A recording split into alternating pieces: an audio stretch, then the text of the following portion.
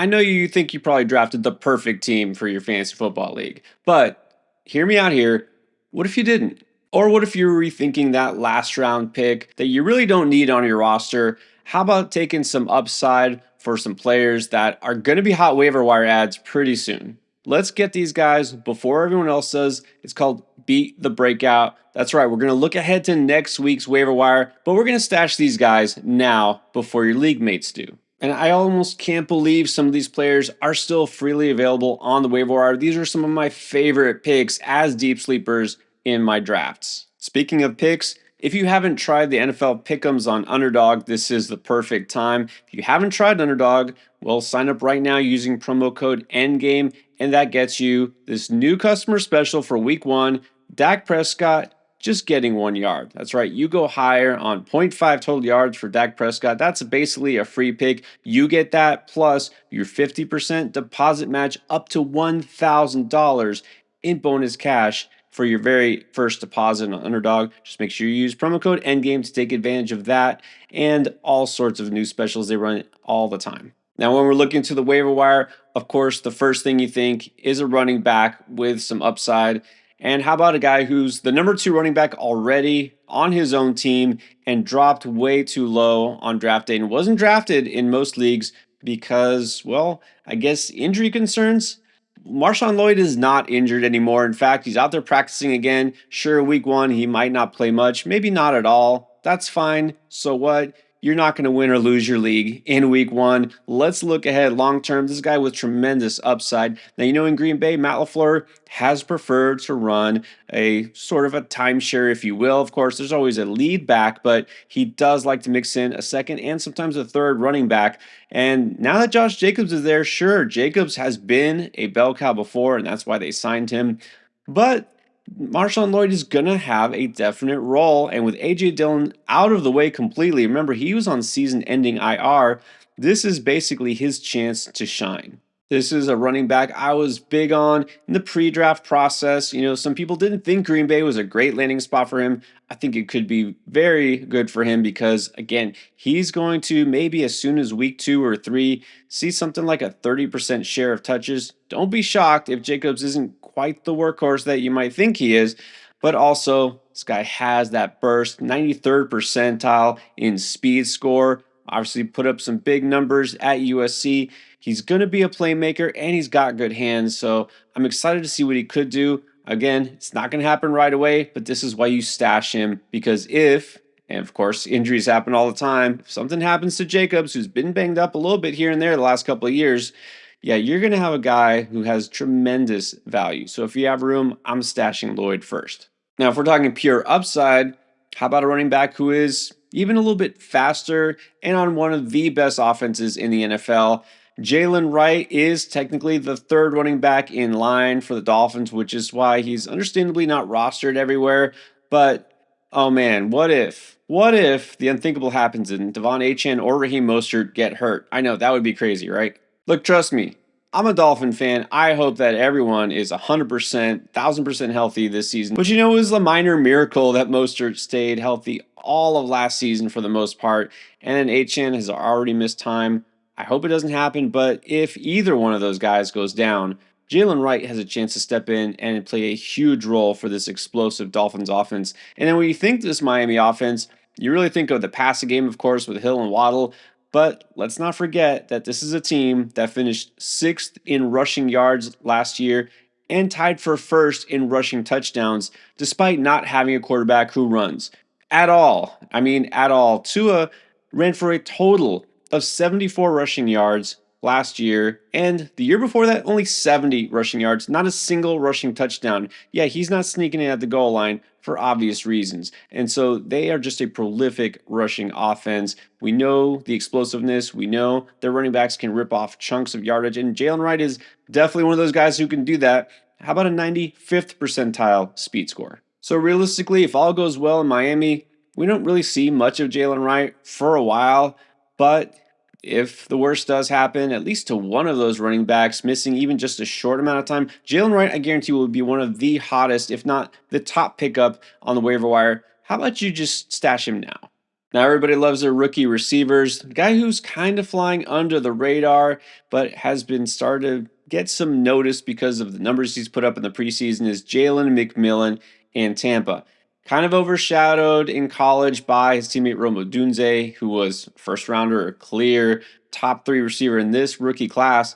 McMillan has been showing out for sure. Now, I know we don't take preseason to mean too much. Take everything with a big grain of salt there because most of these starters aren't playing. This is why these rookies and these later draft picks get a chance to show out. But still, got to be impressed by the fact that among all rookie receivers, McMillan had the second highest receiving grade, according to PFF, and a pretty hefty 3.56 yards per route run. He showed some playmaking ability. Now, you might have seen McMillan now starting to get some hype because he was named a starting receiver for Tampa. Now, of course, they got three receivers there in this depth chart, and the other two are pretty good. You might have heard of Mike Evans and Chris Godwin. So, okay, he's clearly behind those two guys. How much action is he really going to get?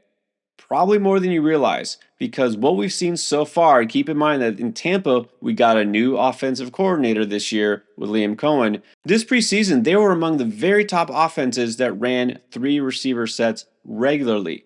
Could be a sign that we're going to see a lot, which means McMillan's going to be out there a whole lot more, even though, yeah, Evans and Godwin are going to get the majority of the targets. McMillan could still be heavily involved. They got him because they've been desperately missing that third piece. I mean, guys that they had last year, mixing and matching, Trey Palmer, guys like that, it just did not work. So even though Tampa might not be the most pass heavy offense, Baker Mayfield is, I mean, he was good last year. I got to admit, he was good, not elite, but still good enough to get by. This team will throw enough. And with Evans and Godwin taking up a lot of attention, McMillan could definitely hit on some big plays. If you're looking for a big play receiver in an offense that definitely will throw the ball, how about Michael Wilson in Arizona?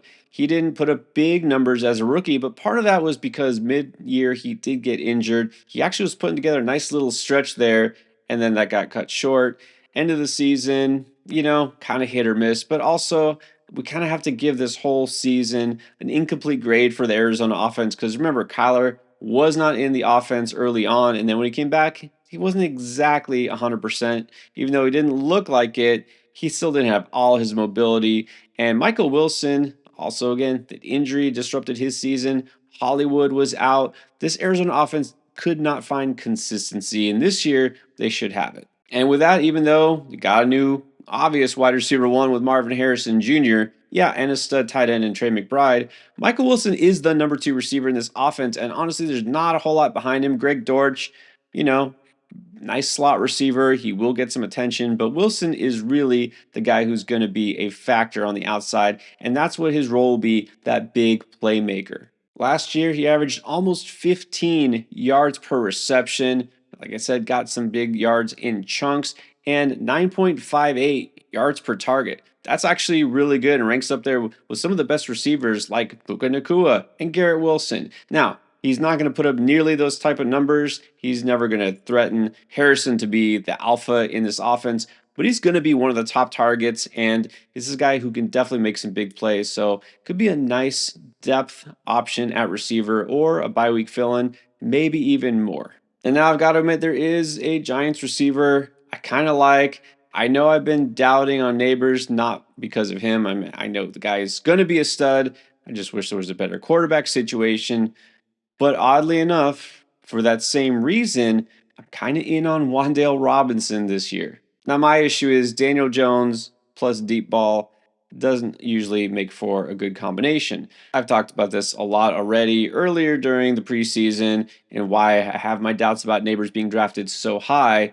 Daniel Jones among the bottom of all quarterbacks in terms of average depth of target, and he's just not good on those deep throws. Again, limited sample size last season, but his QB rating on throws of 20 yards or more was 60.8. So that might lead to some frustration for Neighbors and his fantasy owners, but this is where it plays into the strength of Wan'Dale Robinson, because what's Wan'Dale Robinson going to do? He's going to hang around the line of scrimmage. He's going to run those slants, those quick outs, right? They'll shift you little slot receiver, and his strength is that yak. Just put the ball in his hands and see what he can do. And I think they're going to need to do that because Neighbors is going to draw so much attention think Wan'Dale Robinson will kind of rack up a lot of targets. Sure, he's going to need to do a lot of the work on his own, but still, I think he's going to be giving you a nice floor in PPR leagues, and he definitely has the ability to rip off a big play. Then a receiver who's getting a lot of late buzz here, but maybe for the wrong reasons. Andrei Iosivas in Cincinnati. Now, a lot of people are starting to look elsewhere because the whole Jamar Chase thing, which is not necessary. Look, T. Higgins, not happy he got franchise tagged. He's playing, he's there. Jamar Chase wants to be the highest paid player ever. Okay, whatever. But he's showing up, he'll be there. So, no, Iosivas isn't going to be a replacement for Jamar Chase. But he's going to be the wide receiver 3 in this offense, as he was going to be anyways. So basically, he's going to be the new Tyler Boyd. Now, Tyler Boyd doesn't really excite you, but let's remember that it wasn't that long ago Tyler Boyd was definitely viable in fantasy. His numbers just kind of dropped off the last couple years. But in his first year in this offense, with Joe Burrow at quarterback and Jamar Chase and T. Higgins both there, Tyler Boyd was able to put up 828 yards and a handful of touchdowns. The problem last year, maybe Boyd did lose a half step or a quarter step or something. But of course, remember, Joe Burrow was not healthy at all last year. And so this whole offense did kind of suffer. So I think now, assuming Burrow is good to go, Iosivas could definitely make an impact. He is faster than Tyler Boyd. He's got some good length. He's taller. I mean, I don't see that 1,000-yard season is coming necessarily, but I think he's definitely going to exceed expectations. Now let's put another number 3 receiver on the map here. Dallas needs another option. Not that they're worried about CD. He's fine. He's there. Brandon Cooks is still a solid number 2.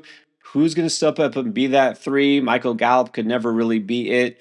Maybe we see a third-year breakout from Jalen Tolbert.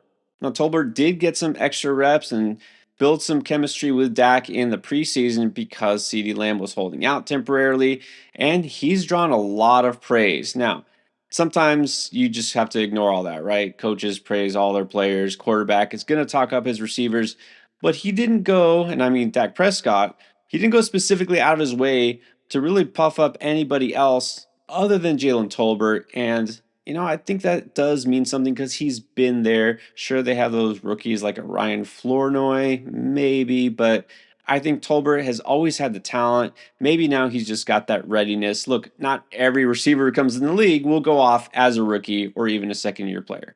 Tolbert's more of a watch list guy. I'm really not stashing him other than a very deep league. Part of that also because I don't expect really big numbers in week 1 because it's a very tough matchup at Cleveland. I don't expect that whole Cowboys offense to necessarily go off. But I'm going to keep an eye on him because I definitely think there's an opportunity here and maybe Tolbert's finally ready to take advantage of it.